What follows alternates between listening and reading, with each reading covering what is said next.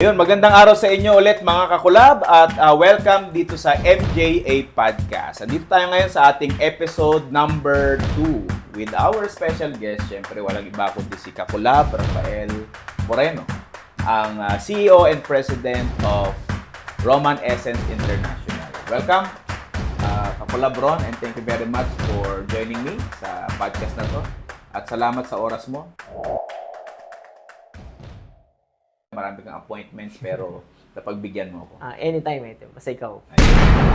And syempre, isa sa mga goal natin, objective ng podcast na to, ay makatulong sa mga manonood natin, lalo na sa mga aspiring entrepreneurs and sa mga seasoned entrepreneurs na kung saan may existing na business na gusto pa rin matuto sa ibang tao. Especially sa iyo, na isang CEO at presidente ng isang manufacturing and distribution company. Yan. Ano ba ginagawa ni Roman Essence International? We supply clean room, CSD, packaging, janitorial, and cleaning sa mga sa automotive, semicon, food processing, hospitality, and other industries. Ilang taon na ba si Roman Essence? We are 29 years Wow. na. This year. 29 years Yes. old na siya. Yes, magti-30 na Ilang kami taon ka next na year. ba ngayon? I'm 40. Kailan ka ba nagsimulang ma-involve sa company? Tuloy nung 4th year ako na college, nag-aasikaso na ako ng may mga project na ako inuumpisahan. Then 2005, yan, pagka-graduate ko, nag-join na talaga ako. Okay. May nabalitaan ako bago ka pa naging CEO at President, alam ko ang pinakauna mong position sa company ay COO. COO, ayan. Child of the owner. Ayan. Child of the owner. Child of the owner. So yan yung bagong position ngayon sa isang COO. kumpanya. Ayan. Dahil si Kakulabron ay anak nung may-ari ng Yes. kumpanya. Second generation. Second generation. Ayan. Actually, dami ko natutunan sa kanya.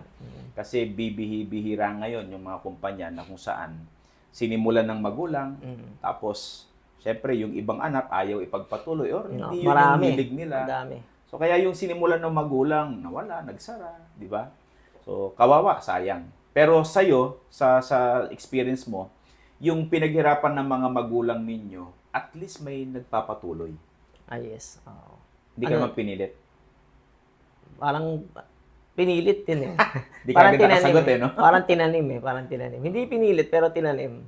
Na parang like yung course na kukunin, kailangan business ad. Ayan, so ganun yung... So parang may mindset ka na bata pa lang. Oo, na pag-graduate mo, magmamanage ka na ng business. Ayan. Kailan nagsimula yung parang programming sa'yo or parang binubuksan na sa'yo yung negosyo? Nung high school ako, yan, siyempre may company na, may company ID, ganyan. May binibigyan na ako, may ID na ako, sarili. Talaga? Ayan, pero hindi pa ako employed.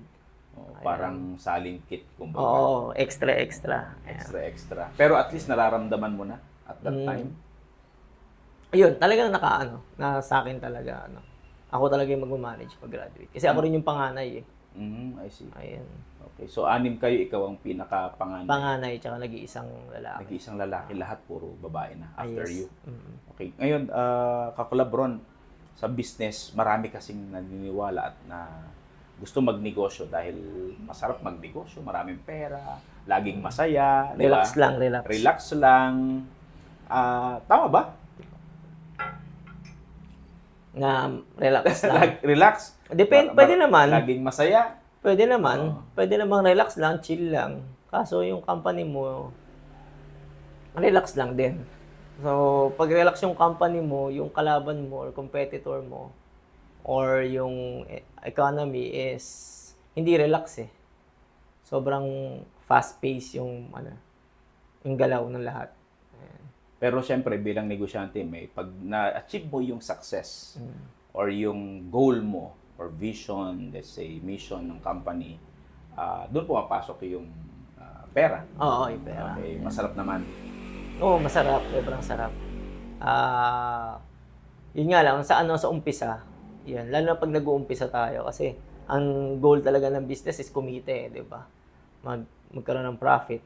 Pero habang tumatagal yung through experience, marirealize nyo na hindi pera yung dapat focus natin sa business. Oh, by the way, because you are second generation Yes. na ng business, a family business ninyo, mostly ang connotation diyan, minanan niya lang naman yung Oo, negosyo na minanan. yun. Di naman niya pinaghirapan talaga. Ang hirap Mm. din yung magulang. Meron bang challenge na ganun sa part mo? Like, Mm. hindi ka ba talaga dumaan sa hirap dahil minana mo yung negosyo? Or may struggle ka rin? Challenges? Hindi, nung bata kami, galing kami sa hirap talaga eh, di ba? Mm. Then, yun nga, nung nagka-business na, syempre, minana nga yung business. Pero, ang business naman, hindi naman yan everyday pataas or hindi naman yan, kung okay yung business mo ngayon, okay na siya for the whole time. Diba? So, kahit manahin, marami rin akong kilala or ako mismo, di ba, minana ko yung business. Pero, kung relax tayo, talagang magsasara yung business kahit gaano kalaki. Okay. Kasi ang dami kong kilala ng mga competitors namin, mga business partners, namatay yung mga parents nila, tapos sila yung nagmana, sarado na yung business. Ayun. So, hindi rin ganun kadali. So, ibig sabihin, bilang second generation, meron pa ring mga challenges at problems. Ano yung sa tingin mong, baka may mga nanonood sa atin ngayon na second generation din, na possible ba kapag daanan din nila, or baka mamaya pinagdadaanan nila ngayon, na sa tingin mo na nalampasan mo na, or maybe pinagdadaanan mo pa rin? Siguro yung pwedeng pagdaanan nyo is yung sa transition, syempre from parents, tapos papunta sa inyo.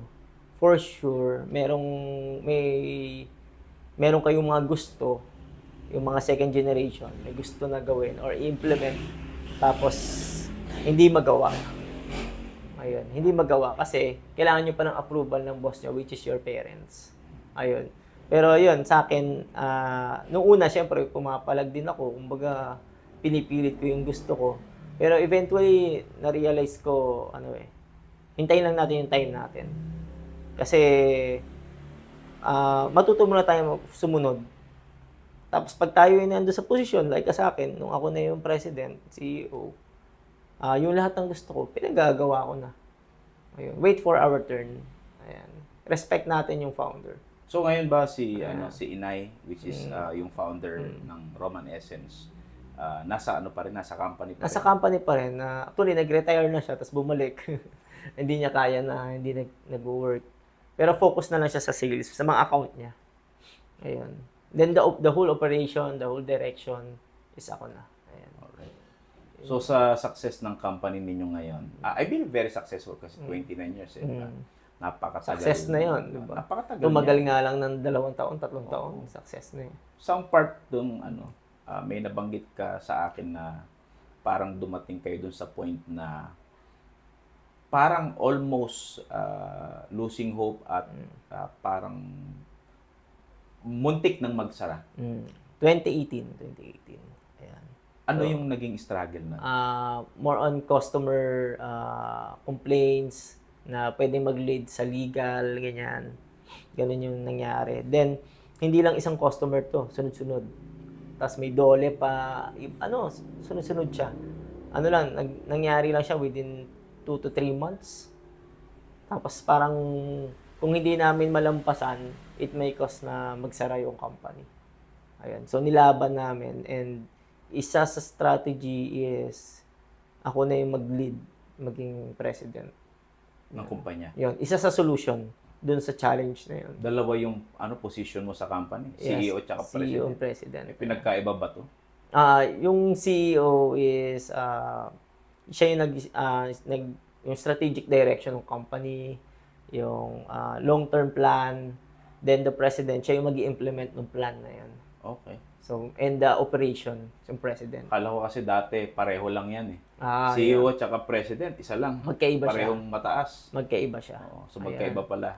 Lalo na sigurado sa mga first na nagbi-business is, pag sinabi niyo CEO, president kayo, pero for sure, ang ginagawa niyo lang is yung president function, yung day-to-day operation. Kasi kung hindi kayo nagpa-planning, pwedeng nagpa-plan kayo, pero hindi yung long-term na. Paano ba yung long-term? Yung parang graduation ng business. Yung parang pag narating nyo na yung vision, pag narating nyo na yung destination na yun, is masasabi mo na, graduate na yung business. Ibig sabihin, na-reach na natin yung destination natin. Pero pagdating doon, may bago ka na naman destination. Yan. Hindi lang benta. Kung benta lang, president lang yan.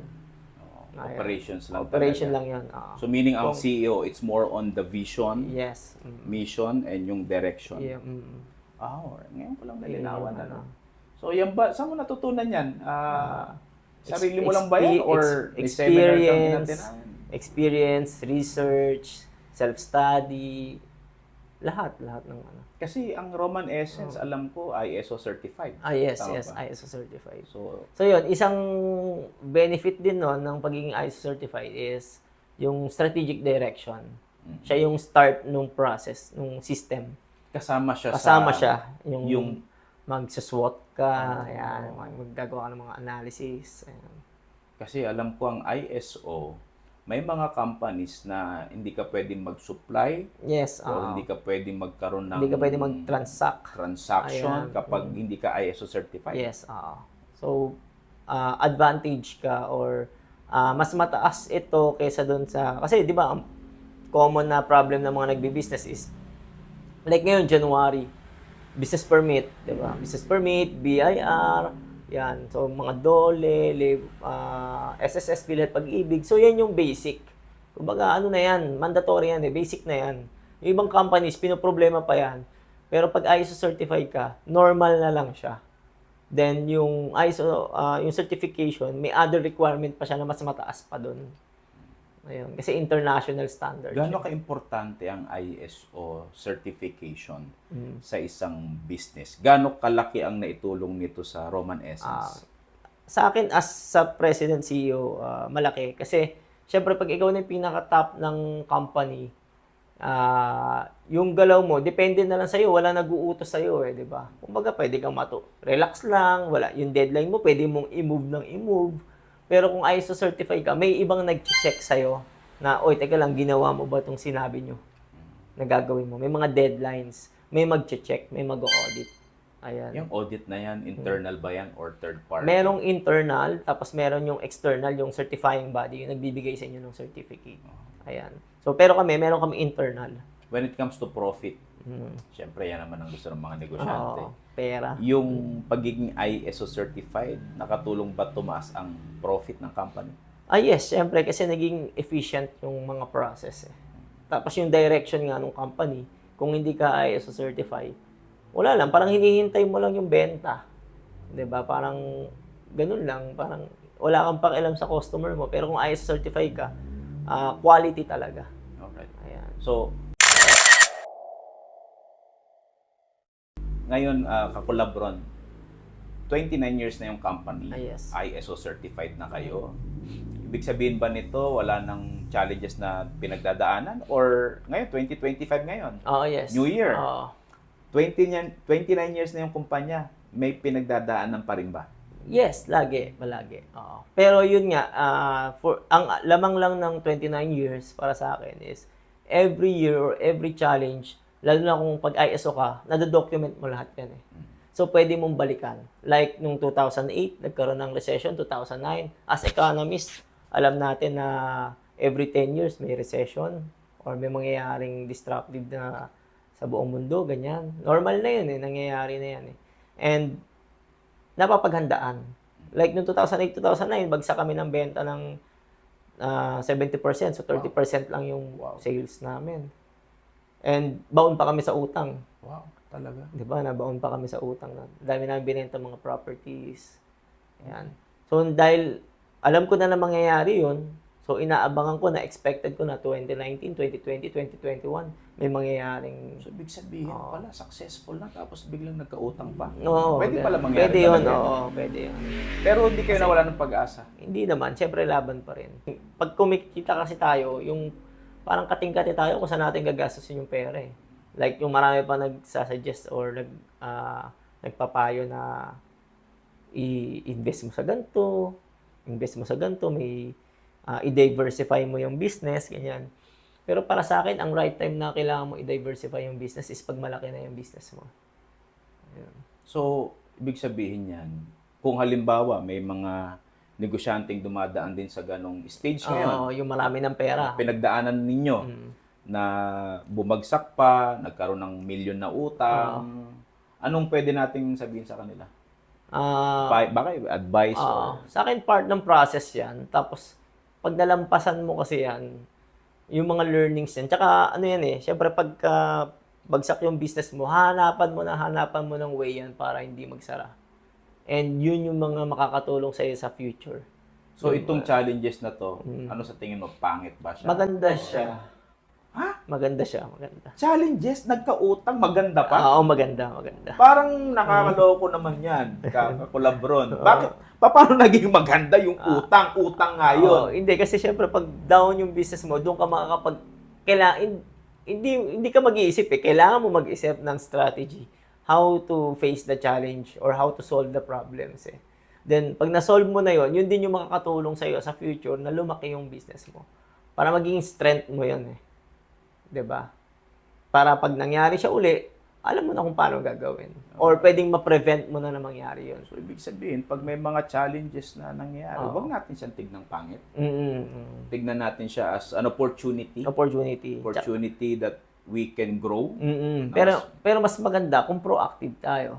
Kasi yung sinasabi ko, kung wala kang system, pero kung merong at least pwede rin ma-prevent.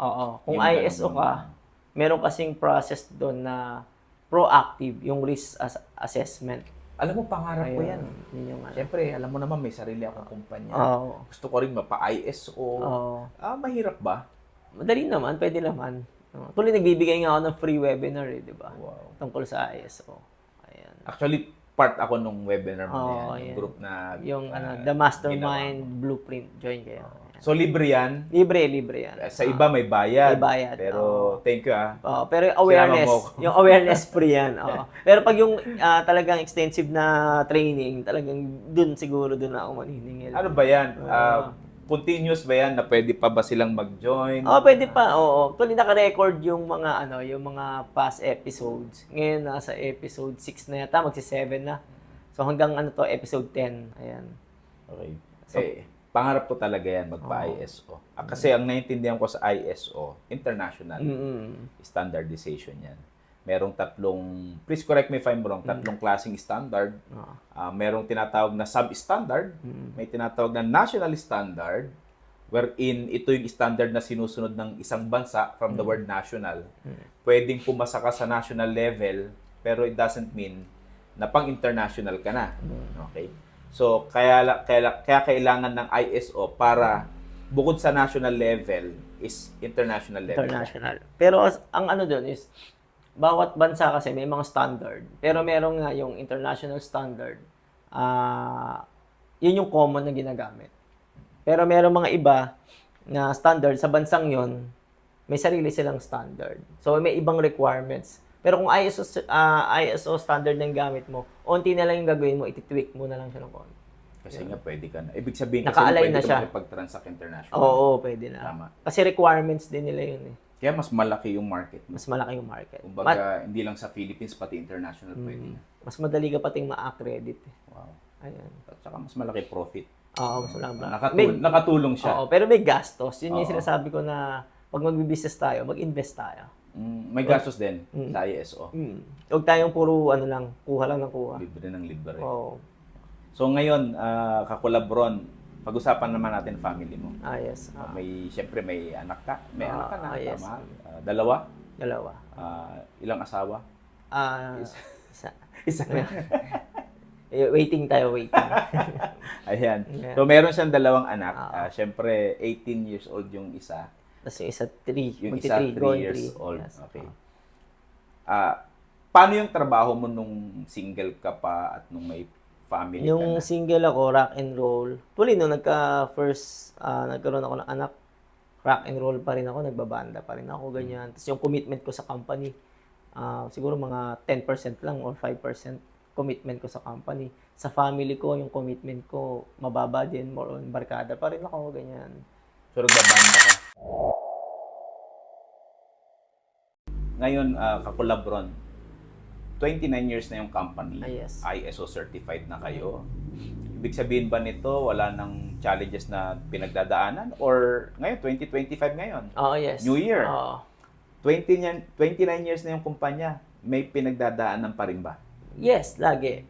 Oo. Pero yun nga, for ang lamang lang ng 29 years para sa akin is every year or every challenge, lalo na kung pag ISO ka, nado-document mo lahat yan eh.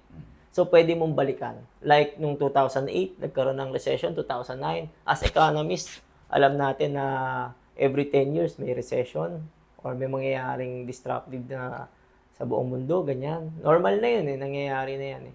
And napapaghandaan. Like noong 2008, 2009, bagsak kami ng benta ng 70%, so 30% lang yung sales namin. And baon pa kami sa utang. Wow, talaga. 'Di ba? Nabaon pa kami sa utang na. Dami namin binenta mga properties. Ayan. So dahil alam ko na mangyayari 'yon, so inaabangan ko na expected ko na 2019, 2020, 2021 may mangyayaring So, ibig sabihin pala, successful na tapos biglang nagkautang pa. Oo, Pwede pala mangyari pwede yun, talaga. oo, pwede yun. Pero hindi kayo nawala ng pag-asa. Hindi naman, syempre laban pa rin. Pag kumikita kasi tayo, yung parang kating-kati tayo kung saan natin gagastusin yung pera eh. Like yung marami pa nagsasuggest or nagpapayo na i-invest mo sa ganito, may i-diversify mo yung business, ganyan. Pero para sa akin, ang right time na kailangan mo i-diversify yung business is pag malaki na yung business mo. Ayun. So, ibig sabihin yan, kung halimbawa may mga negosyanteng dumadaan din sa ganong stage ngayon, Oo, yung marami ng pera. pinagdaanan ninyo na bumagsak pa, nagkaroon ng milyon na utang, anong pwede nating sabihin sa kanila?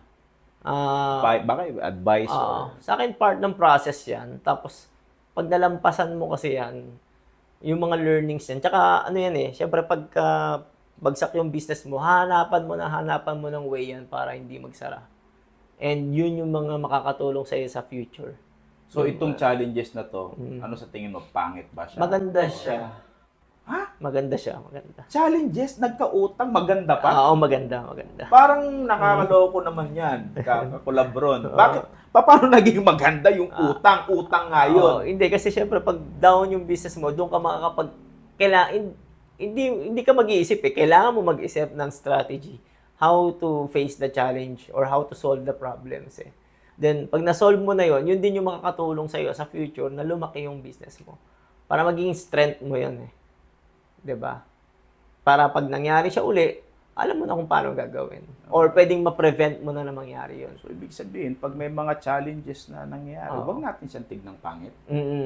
Tignan natin siya as an opportunity. Opportunity that we can grow. Pero mas maganda kung proactive tayo. Kasi yung sinasabi ko, kung wala kang system, pero kung meron kang At least system, pwede rin ma-prevent. Oo. Kung ISO ka, meron kasing process doon na proactive, yung risk assessment. Alam mo, pangarap ko yan. Yun yung Siyempre, alam mo naman, may sarili akong kumpanya. Gusto ko rin mapa-ISO. Mahirap ba? Madali naman, pwede naman. Tuloy nagbibigay nga ako ng free webinar eh, di ba? Wow. Tungkol sa ISO. Ayan. Actually, part ako nung webinar mo yan. Yung group na... Yung The Mastermind Blueprint. Join kayo. So, libre yan? Libre yan. Sa iba may bayad. May bayad. Pero, thank you pero yung awareness free yan. Pero pag yung talagang extensive na training, talagang dun ako maniningil. Ano ba yan? Continuous ba yan na pwede pa ba silang mag-join? Pwede pa. Tuloy naka-record yung mga past episodes. Ngayon nasa episode 6 na yata, magsi-7 na. So hanggang episode 10. Ayan. Okay. So, pangarap ko talaga yan magpa-ISO. Kasi ang naintindihan ko sa ISO, international standardization yan. Merong please correct me if I'm wrong, tatlong klaseng standard. Merong tinatawag na sub-standard, may tinatawag na national standard, wherein ito yung standard na sinusunod ng isang bansa from the word national. Pwedeng pumasa ka sa national level, pero it doesn't mean na pang-international ka na. Okay? So, kaya kailangan ng ISO para bukod sa national level is international level. Pero ang doon is bawat bansa kasi may mga standard. Pero merong nga yung international standard. Yun yung common na ginagamit. Pero merong mga iba na standard sa bansang yon, may sarili silang standard. So may ibang requirements. Pero kung ISO standard ng gamit mo, onti na lang yung gagawin mo, iti-tweak mo na lang siya ng konti. Kasi nga pwede ka na. Ibig sabihin kasi Naka-align pwede na ka siya. makipag-transact international. Oo, pwede na. Tama. Kasi requirements din nila yun eh. Kaya mas malaki yung market. No? Mas malaki yung market. Kumbaga, hindi lang sa Philippines, pati international pwede na. Mas madali ka pating ma-accredit eh. Wow. Ayan. At saka mas malaki profit. Oo, mas malaki. Nakatulong siya. Oo, pero may gastos. Yun yung Oo. sinasabi ko na pag mag-business tayo, mag-invest tayo. May gastos din sa ISO. Huwag tayong puro kuha lang ng kuha. Libre ng libre. Oo. So ngayon, kakulabron, pag-usapan naman natin family mo. Yes. Siyempre may anak ka. May anak ka na, yes. tama? Dalawa? Dalawa. Ilang asawa? Isa. Isa. Waiting. Ayan. Yeah. So meron siyang dalawang anak. Siyempre, 18 years old yung isa. Tapos yung isa 3. Yung isa 3 years old. Yes. Okay. Paano yung trabaho mo nung single ka pa at nung may family ka Yung na? single ako, rock and roll. Tuloy nung nagkaroon ako ng anak, rock and roll pa rin ako, nagbabanda pa rin ako, ganyan. Tapos yung commitment ko sa company, siguro mga 10% lang or 5% commitment ko sa company. Sa family ko, yung commitment ko, mababa din, more on barkada pa rin ako, ganyan. So, nagbabanda ka? Challenge, relationship nila, nag-aaway, yung magkapatid na dating close, biglang nag-away kasi may asawa. Hati yung assets ng kumpanya, pati mga tao. Imbis na lumaki, nahati pa. Naging magka-competitor And I'm very thankful at nakilala kita at naka-attend ako nun. Doon ko nakita, kasi dream ko yun. May pamana sa next generation, yung pinaghihirapan ko. Pero meron akong alam na process, pero it's different nung na-introduce mo yung family constitution. Can you please tell us background, ano ba tong family constitution? Like yun nga, hindi rin ako familiar dun sa family constitution. Pero nung 2018, umattend ako ng family business owners conference, nagbabanda, rock and roll. Ayan. Tapos masaya, sobrang saya. Kaso yun nga, habang tumatanda is talaga magkaka-conflict. Tapos ang mga speakers doon is puro mga family business owners. Every time na may mga magtatanong sa audience is about paano pag ganito, kaaway ko yung biyenan ko, or kaaway ko yung kapatid ko, kaaway ko yung asawa ko. Yung parang gano'n yung Hindi sila magkakasundo. Hindi sila magkakasundo. Lagi may mga conflict. Then, yun, ang sagot lang nila is check your family constitution. Yun lang yung sagot nila. Tapos parang ako, wala pang AI nun eh. Wala pang, ewan ko may signal na nun, may internet na ba nun na mabilis or ano. Hindi ko rin sinearch eh. Parang ganun eh. Parang, ano yun? Parang, na-curious ako. Then, yun, nag-research, ganyan.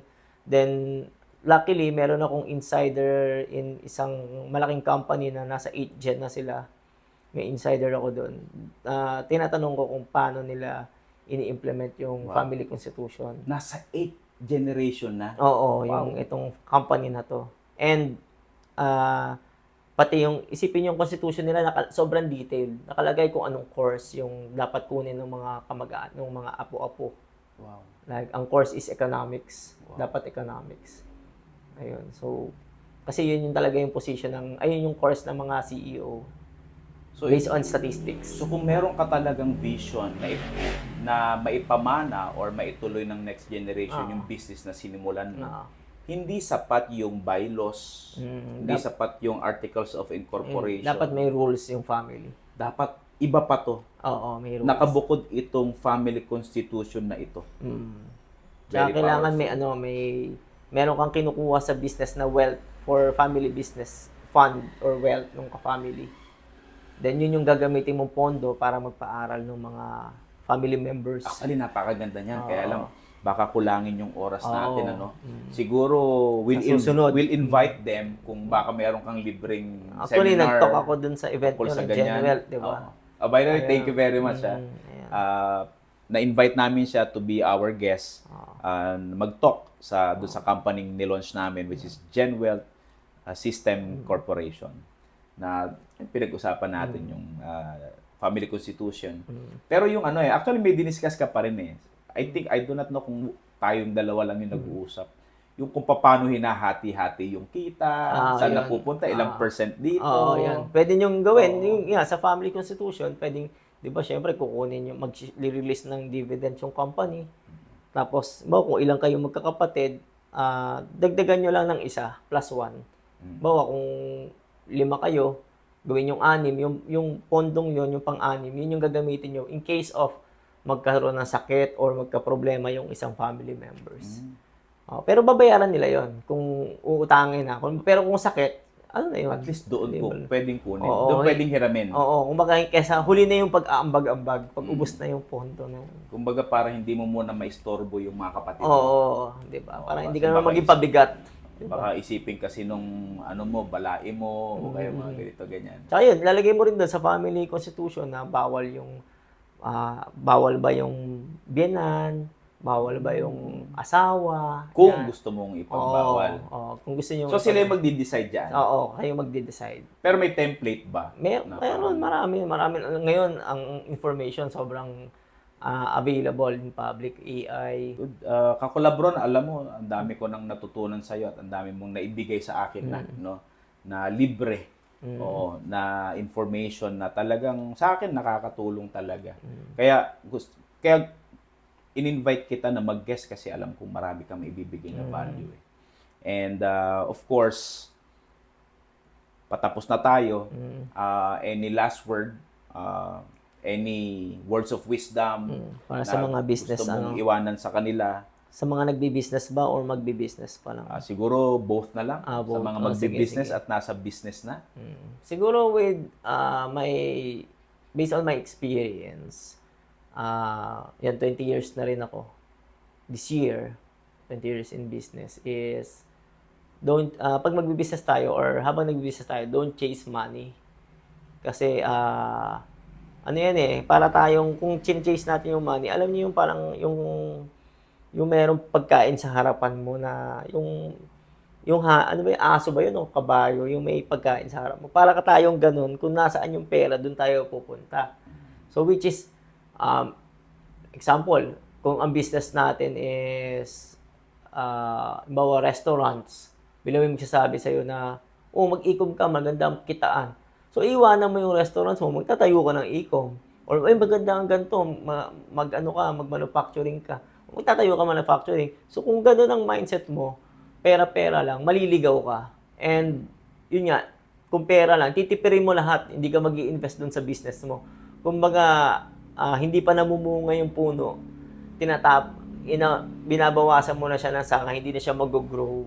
So, yun, kailangan natin ng yung purpose talaga ng business. Bakit ba natin tanayo? Kasama na rin dun yung pera. Kasama na rin yung pera, yung profit. Pero wag yun yung primary. Siguro, na lang yun, secondary o third na lang yun. Parang, katulad sa amin, ang number 1 sa amin is customers. Then, the second is the employees. Then, the third is the shareholders. Yun. Nasa yung employees muna, tsaka customers muna. Kasi pag masaya yung employees, tsaka yung customers natin, is mas mabilis mag-grow yung business. Ayun.